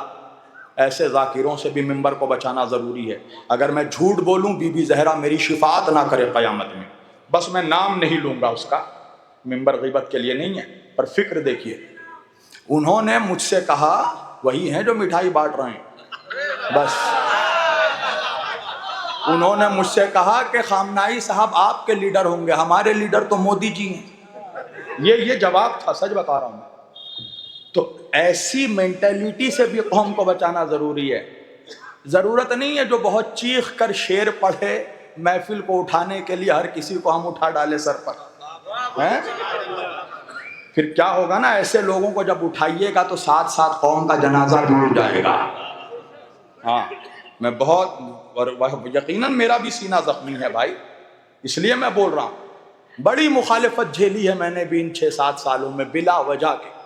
کسی کا میں نے کچھ نہیں بگاڑا، پھر بھی میرے خلاف باتیں کی گئی حسد کی بنا پر، رہبر کی محبت کی وجہ سے. ہیں مراجے کے جو دشمن ہیں، اینٹی مراجے، یہ لوگ ہماری بھی مخالفت کی انہوں نے تاکہ ہم لوگ مرجعیت پر گفتگو نہ کر سکیں، رہبر کے حق پر تقریر نہ کر سکیں۔ ایسے لوگوں سے بھی بچنا بہت ضروری ہے۔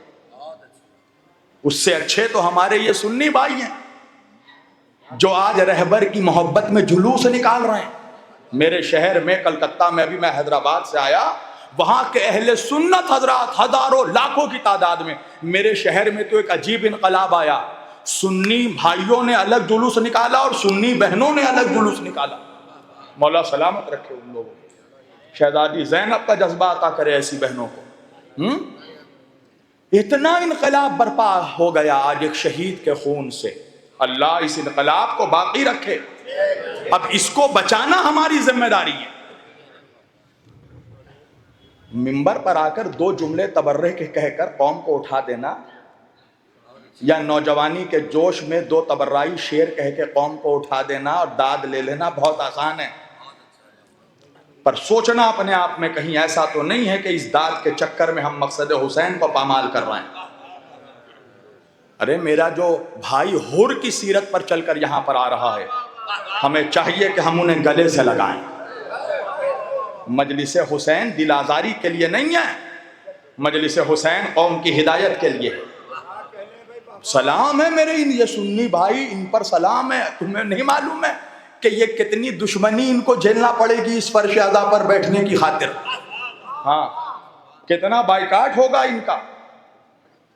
ہمارا سنی بھائی آتا ہے کتنا بائیکاٹ جھیل کر آتا ہے، تو ایسوں کو ہم گلے سے لگائیں۔ ہمارے رہبر کا، مراج کرام کا، آیت اللہ سستانی کا، امام خمینی کا، آیت اللہ خامنائی کا، سب کا یہ پیغام ہے۔ آیت اللہ سستانی فرماتے ہیں سنی ہمارے بھائی نہیں ہماری جان ہے۔ جو یہاں پر آ جائے حر بن کر، ہم کون ہوتے دل آزاری کرنے والے؟ وہ امام حسین کا مہمان ہے۔ میں ایک بہت بڑا جملہ کہہ رہا ہوں، کل تک ہم لوگ عصر ظہور امام کے زمانے میں زندگی گزار رہے تھے، اب یہ زمانہ کروٹ لے چکا ہے۔ اب عصر ظہور سے ہم وقت ظہور پر آ چکے ہیں، تو ہمیں اپنے امام کے ظہور کے لیے راستے ہموار کرنے ہیں۔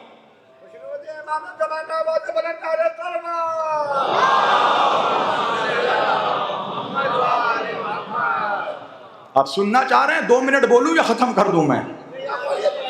کل آپ دیکھیے ایران کی استقامت کا اثر، قسم خدا کی، علی والے جب بپھرتے ہیں، ایران کی حالت اس وقت زخمی شیر کی طرح ہے کہ جو شکار سامنے آ رہا ایران اسے مار ڈال رہا، کچھ نہیں سوچ رہا ہے۔ کل حیدرآباد جب میں گیا تو مجلس سے پہلے ہم لوگ کھانے کے لیے، ڈنر کے لیے ایک ہوٹل میں گئے جو حیدرآباد کا بہت بڑا ہوٹل ہے، وہاں مندی ملتی ہے، پیستا ہاؤس، بہت بڑا ہوٹل ہے قبلہ حیدرآباد کا۔ جب پیستا ہاؤس پہنچے تو اچھا رمضان کا مہینہ جہاں مسلمان کھانے کے بڑے شوقین ہے، مسلمان یوں بھی کھانے کا شوقین ہے، مگر رمضان میں بھوک اور زیادہ بڑھ جاتی ہے، عبادت کر کر کے الحمدللہ خدا سب کو نعمتوں سے نوازے۔ جب پیستا ہاؤس گئے تو اتنا بڑا ہوٹل بند پڑا ہے، وہاں کے جو اسٹاف وغیرہ تھے ان سے ہم لوگوں نے پوچھا کہ بھائی رمضان میں لوگ کھانا کے لیے آتے ہیں اور حیدرآباد کا اتنا بڑا ہوٹل آپ نے بند کیوں کر دیا؟ سنو گے اسٹاف نے کیا کہا؟ اسٹاف نے کہا قبلہ گیس ختم ہو گیا ہے۔ ہائے ہائے ہائے ہائے، نعرہ حیدری، گیس ختم ہو گیا۔ ہائے ہائے، تم نے دیکھا ایران کا پاور ہے؟ پوری دنیا ہل چکی ہے، کتنے بڑے بڑے ہوٹل دکانیں بند ہو رہی ہیں، لائن پر لوگ لگے ہوئے ہیں، بلیک میں گیس نہیں مل رہا۔ کیا کیا ایران نے؟ اسٹریٹ آف ہارموز بند کر دیا، سمندر پر پہرا لگا دیا۔ ہائے ہائے، نہیں پہنچے نوجوانوں، سمندر پر، دریا پر قبضہ کر لیا، نہیں پہنچے آپ لوگ۔ ارے کربلا میں تھوڑی دیر کے لیے عباس نے فرات پر جا کر بتایا ہم جب چاہیں دریا پر قبضہ کر سکتے ہیں۔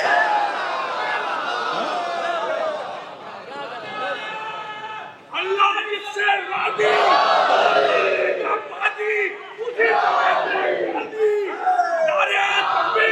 اللہ، ہم جب چاہیں دریا پر قبضہ کر سکتے ہیں. آج ایران عباس کی سیرت پر چلنے والے علمداروں نے بتا دیا دریا ہے ہمارا.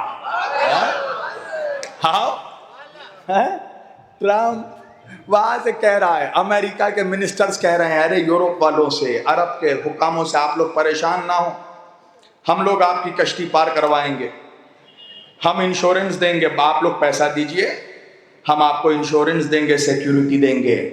ایران کے کمانڈر نے کہا ٹرمپ کو اگر اوقات ہے تو گھس کر دیکھا سمندر میں.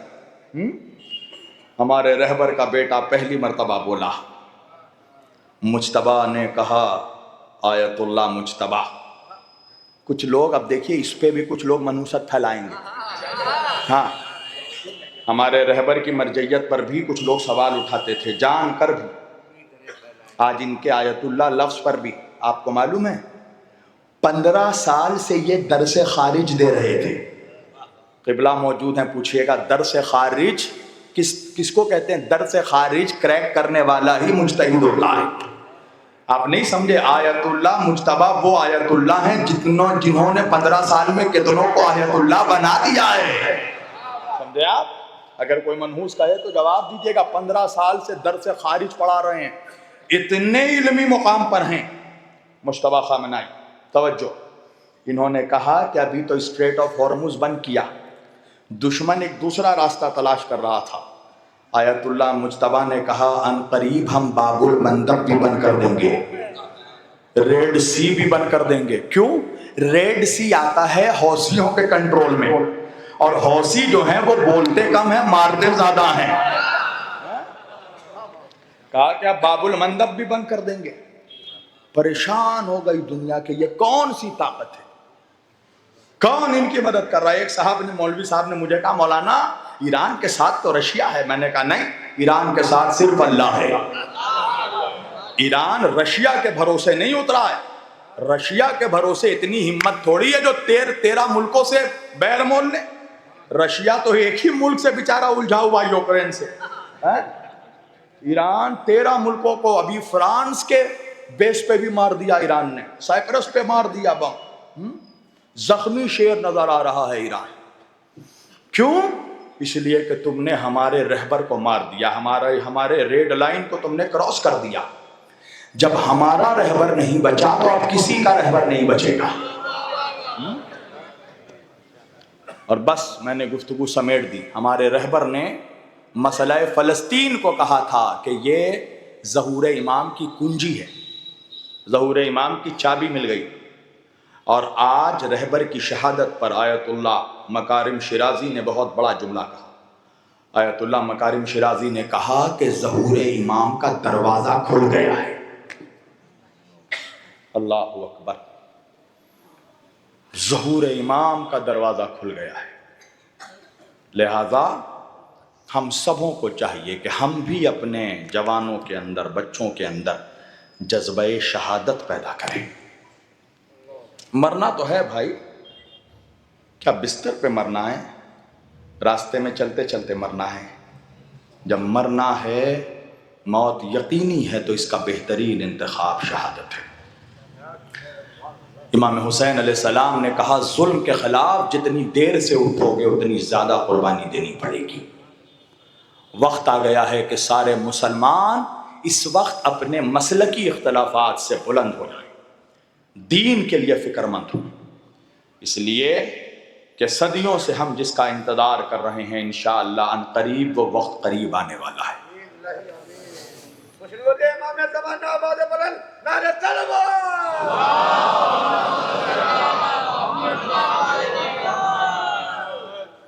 عزادارو, دامن وقت میں گنجائش نہیں ہے, ورنہ میں کچھ جملے کہتا ظہور امام کے حوالے سے, کہ ہمیں یقین تھا کہ سید خراسانی, جس حدیث میں جس سید خراسانی کا ذکر ہے, میں یقین پر تھا کہ یہ وہی سید خراسانی ہے جو امام کے حوالے پر ہمیں انقلاب کریں گے.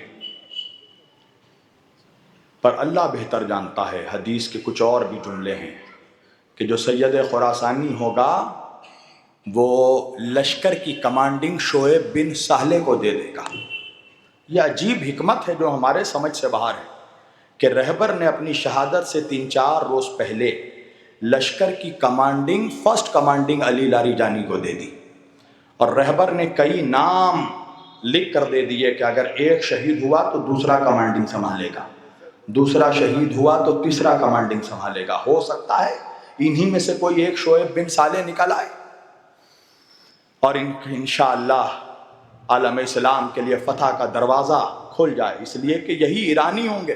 یہ ہمارے اہل سنت بھائیوں کی کتابوں میں بھی یہ حدیث موجود ہے، باب الفتن میں بھی یہ حدیث موجود ہے کہ ایران سے سیاہ جھنڈے والا لشکر نکلے گا جو جا کر بیت المقدس پر نصب ہوگا۔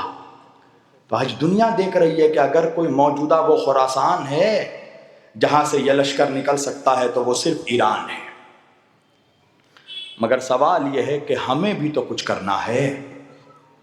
ہر عزادار اپنے آپ سے سوال کرے کہ ہم نے امام حسین کے لیے کیا کیا ہے۔ عزاداری، معاف کیجیے گا، یہ عزاداری ہم اپنی نجات کی خاطر کرتے ہیں۔ رسول اللہ نے فرمایا ان الحسین مصباح الہدی و سفینۃ النجاہ، میرا حسین ہدایت کا چراغ ہے، نجات کا سفینہ ہے۔ یہ جو ہم مجلس حسین کرتے ہیں عزاداری امام حسین کے لیے نہیں، اپنی نجات کے لیے۔ وجہ یہ ہے کہ ہماری عبادتوں میں، ہمارے سجدوں میں، نمازوں میں، روزوں، حج و زکوٰۃ میں اتنی تاثیر نہیں ہے کہ جس پر ہمیں یقین ہو کہ قیامت میں یہ عمل ہمیں نجات دلائے گا۔ قسم خدا کی ہر عزادار، شیعہ سنی سب جانتے ہیں کہ اگر ہمیں کسی عمل پر یقین ہے کہ اس عمل کی بنا پر ہماری نجات ہو سکتی ہے تو وہ صرف عزاداری سید الشہداء ہے۔ تو امام مظلوم کربلا کا یہ غم منانا، یہ عزاداری کرنا، یہ ہماری نجات کے لیے۔ امام حسین کے لیے کوئی اپنے دماغ میں یہ خیال نہ رکھے کہ ہم امام حسین کے لیے کچھ کرتے ہیں، نا، ہم اپنے لیے کر رہے ہیں تاکہ قیامت کے روز ہمارا شمار ظالموں میں نہیں مظلوموں میں ہو۔ عزاداری ظلم کے خلاف احتجاج کا نام ہے۔ عزادار اپنا نام درج کرواتا ہے مظلومین کی فہرست میں کہ ہم ظالم نہیں ہیں، ہم مظلوموں کا ساتھ دینے والی قوم ہیں۔ تو ہم اپنی نجات کے لیے کرتے ہیں امام کی عزاداری، مجلس، ماتم، جلوس، تعزیہ داری، مگر ہر کوئی اپنے آپ سے یہ سوال کرے کہ حسین کے لیے کیا کیا ہے ہم نے۔ قسم خدا کے امام حسین کے لیے کسی نے کچھ کیا ہے تو وہ حزب اللہ کے لاکھوں نوجوان ہیں جنہوں نے کربلا کی مدافعت اور شہزادی زینب کے حرم کے تقدس کی خاطر اپنی جان کے نذرانے پیش کر دیے۔ یہ ایران کے وہ نوجوان ہیں جنہوں نے اسلام کی خاطر اپنے جان کی قربانی دے دی، اپنی جوانی لٹا دی۔ کیا سلام ہو یار ایرانی قوم پر۔ یہاں تو کوئی ریلی نکل جائے، ایک پٹاخہ چھوٹ جائے تو مجمع ادھر سے ادھر بھاگنے لگے۔ ایران میں قدس کا جلوس نکل رہا ہے، میزائل برس رہے ہیں، بوڑھے تو بوڑھے، بچہ نہیں بھاگ رہا۔ وہ بچے بتا رہے ہیں کہ ہمارے آئیڈل کا نام علی اصغر ہے، وہ جوان بتا رہے ہیں ہماری انسپریشن کا نام علی اکبر ہے۔ وہ لوگ بتا رہے ہیں کہ ہم کربلا سے انسپائر ہونے والے لوگ ہیں، ہماری درسگاہ کربلا ہے، ہماری یونیورسٹی کا نام فرش حسین ہے۔ تو کبھی اپنے آپ سے یہ بھی سوال کرو کہ ہم نے امام حسین کے لیے کیا کیا۔ مجلس کر کے صرف تبرک لے کر گھر چلے گئے، ہم نے امام حسین کے لیے کیا کیا، مقصد حسین کے لیے کیا کیا۔ مقصد حسین کے لیے کچھ کرنا ہے تو اپنے بچوں میں، جوانوں میں، بوڑھوں کے اندر، سینوں میں جذبہ شہادت پیدا کرو۔ اس وقت کے حسین کے لیے راہ ہموار کرو، امام زمانہ کے سپاہیوں میں اضافہ کرو۔ کوشش کرو کہ تمہاری وجہ سے امام کے لشکر کے سپاہیوں میں اضافہ ہو۔ کوشش کرو کہ جب امام آواز دیں تو یہاں سے ہم تنہا نہ نکلیں، ہمارے ساتھ ایک لشکر ہو جو امام کی نصرت کے لیے نکلے۔ اپنے گھر میں ایک بار بیٹھو، کبھی ڈسکس کیا بیٹھ کے کہ آج اگر آواز آ گئی وَجَعَ الْحَقَّ وَزَهَقَ الْبَاطِلَ إِنَّ الْبَاطِلَ كَانَ زَهُوقًا، آواز آ گئی، امام کا ظہور ہوا تو کیا کریں گے ہم؟ کیا گھر میں بیٹھ کے ڈسکس کریں گے جائیں کہ نہ جائیں؟ آپ کو معلوم ہے 2 طرح کے مومنین ہوں گے ظہور کے وقت، 2 طرح کے، ایک مخلص مومن ہوں گے، دوسرے مومنوں میں کاہلوں کی بھی تعداد ہو، لیزی لوگ۔ یہ کون ہوں گے؟ جب ظہور کی خبر آئے گی تو یہ لوگ کہیں گے جائیں گے امام کی نصرت کو، مگر ذرا اپنا کاروبار کا سارا معاملہ بالکل سیٹ کر لیں، پورا 1 سال کا راشن گھر میں انتظام کر دیں، پھر جائیں گے۔ ہاں، یہ روایتوں کے جملے ہیں کہ یہ وہ لوگ ہوں گے جو امام تک پہنچ ہی نہیں سکیں گے، ان کی رسائی نہیں ہو سکے گی امام تک، مگر جو مخلص مومنین ہوں گے وہ ہوں گے کہ ادھر امام کا کعبے سے ظہور ہوگا، یہاں ندا دی جائے گی اور یہاں بندہ مومن لبیک یا امام کہتا ہوا اپنے گھر سے نکل جائے گا، اور قدرت معجزہ یہ دکھائے گی کہ ایک قدم تمہارے گھر پر ہوگا، دوسرا قدم حرم کے صحن میں ہوگا۔ ایسے مومن بنو، اپنے بہنوں کو، ماں بہنوں کو، بیوی بچوں کو، سب کو ایک بار بیٹھ کر سمجھا دو کہ اگر ظہور امام کی ندا آ گئی تو پھر ہم لوگ بیٹھ کر مزید ڈسکشن نہیں کریں گے، پھر جو جس کو خدا نے جیسی توفیق دی وہ امام کے نصرت کے لیے ہم نکل پڑیں گے۔ اپنے بچوں کو وصیت کرو کہ اگر تمہارے زمانے میں امام کا ظہور ہو تو وقت کا حسین تنہا نہیں رہنا چاہیے، ایسا نہ ہو کہ وقت کا حسین آ کر پھر تنہا رہ جائے۔ عزاداروں، بڑی قربانیاں دیکھی ہیں اس گھر میں، رسول کے بعد آل محمد کو کسی نے مسکرانے کا موقع نہیں دیا، نبی کے خاندان والوں کی زندگی روتے ہوئے گزر گئی۔ میرے شیعہ سنی بھائیوں، جاؤ جا کر اپنے رہبروں سے، لیڈروں سے، علماء سے پوچھو کہ کائنات میں تم نے کیا کوئی کسی بادشاہ کی 18 سال کی ایسی جوان شہزادی دیکھی ہے جو 18 سال کی جوانی میں عصا کا سہارا لے کر چل رہی ہو؟ آخر کیا ہوا تھا کہ رسول کی بیٹی عصا کا سہارا لے کر چلتی تھی؟ ایسا کیا ہوا کہ رسول کی بیٹی کو کہنا پڑا صبت علیہ المصائب لہنہا، بابا آپ کے بعد ایسی مصیبت مجھ پر آئی کہ اگر دن پر آتی تو رات میں تبدیل۔ عزادارو، ایسا کیا ہوا کہ رسول کی بیٹی 18 سال کی عمر میں اپنے بابا سے ملاقات کو چلی گئی؟ عزادارو، علی ایک روز گھر پر آئے، بی بی سیدہ نے فرمایا یا علی، بابا کے بعد کوئی مسلمان ہم اہل بیت کو سلام نہیں کرتا۔ علی نے کہا سیدہ اب تو وہ وقت آ گیا ہے کہ علی کسی کو سلام کرتا ہے تو لوگ علی کو جواب سلام نہیں۔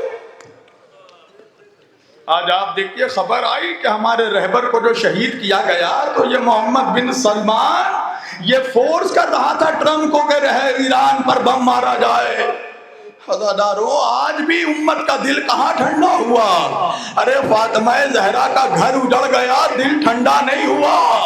ارے سیدہ کے بعد علی کے خون سے مسجد کا محراب رنگین کر دیا گیا، پھر بھی دل ٹھنڈا نہیں ہوا۔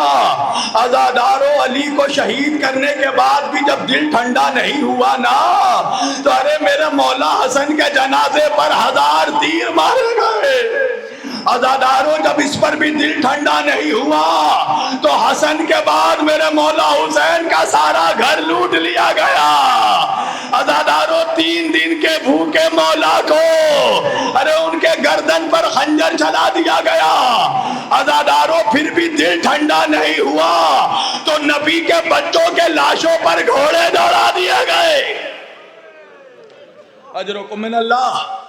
ہاں عزادارو، آپ نے دیکھا نا غازہ کے مظلوم مسلمانوں کو شہید کیا گیا، مگر غازہ میں بھی وہ ظلم نہیں ہوا جو کربلا میں ہوا تھا۔ عزادارو، غازہ میں مسلمان بھائیوں کو مارنے کے بعد ان کی بہو بیٹیوں کو بازاروں سے تو نہیں گھمایا گیا، مگر عزادارو کربلا میں ایک نئی تاریخ رقم کر دی گئی۔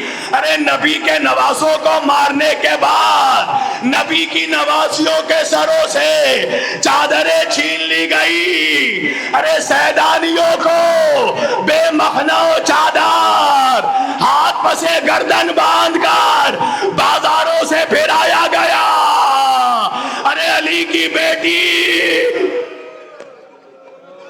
اجرکم من اللہ، اللہ آپ کو کوئی غم نہ دے سوائے غم حسین کے۔ ہاں عزادارو، ابھی ایران پر بم مارا گیا نا، 170 بچیاں شہید ہو گئی۔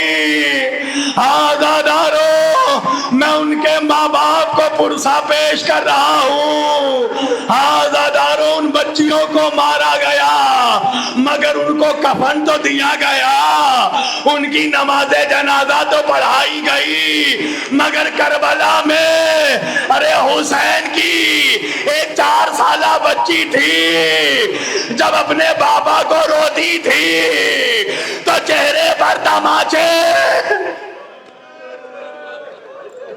اجرکم من اللہ۔ ہازادارو، مولا حسین کا ہرا بھرا گھر لوٹ لیا گیا، اس پر بھی دل ٹھنڈا نہیں ہوا نا۔ ارے وہ بیٹا جس نے اپنے باپ کے خشک گلے پر ارے چھری چلتے دیکھا، ارے وہ بیمار بیٹا جو زندگی بھر روتا رہا۔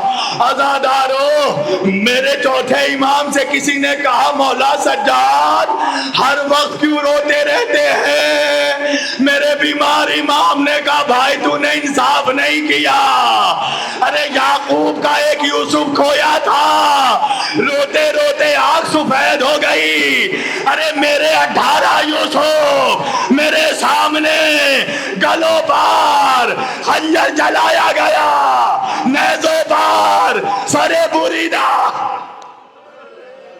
اجرکم من اللہ۔ اللہ ان آوازوں پر رحمت نازل کرے۔ عزادارو، میرا مولا سجاد جب کسی قصاب کے دکان کے پہلو سے گزرتا تھا نا تو قصائی گوشت پر پردہ ڈال دیتا تھا۔ ایک دن ایک خریدار نے پوچھا قصاب سے بھائی وہ کون ہے جسے دیکھ کر تو نے گوشت پر کپڑے ڈال دیے؟ قصائی کہنے لگا وہ میرا چوتھا امام ہے، وہ گوشت کے ٹکڑے نہیں دیکھ سکتا، اس لیے کہ میرے امام نے کربلا میں اپنے بھائیوں کے گوشت کے ٹکڑے ارے دشت نینوا میں بکھرے تھے۔ اجرکم من اللہ۔ ہازادارو، میرے اس بیمار امام کو بھی شہید کیا گیا، اس پر بھی دل ٹھنڈا نہیں ہوا۔ ان کے بعد امام محمد باقر کو شہید کیا گیا، پھر بھی دل ٹھنڈا نہیں ہوا۔ اس کے بعد امام جعفر صادق کو شہید کیا گیا، اس پر بھی دل ٹھنڈا نہیں ہوا۔ ارے ہائے میرا 7واں امام، ہائے میرا مظلوم امام۔ عزادارو، ساری زندگی قید خانے میں۔ اجرکم من اللہ۔ ہاں میرے سنی بھائی، نیازی بھائی، آپ لوگ بھی آئے، آپ کو معلوم ہے غریب نواز، وارث پاک، یہ سب اسی 7ویں امام کی نسل میں ہے۔ ارے میرے 7ویں امام کو 14 سال قید خانے میں رکھا گیا، جب دل ٹھنڈا نہیں ہوا زہر دے کر شہید کیا گیا، پھر بھی دل ٹھنڈا نہیں ہوا۔ ارے لاش مبارک کو بغداد کے پل پر پھینک دیا گیا۔ اجرکم من اللہ۔ عزادارو، یہ دریا باد ہے نا، مسلمانوں کی بستی ہے نا، انصاف سے بتاؤ اگر کوئی پردیسی، کوئی مسافر راستے میں مر جائے تو کیا اس کی لاش سڑک پر پڑی رہے گی؟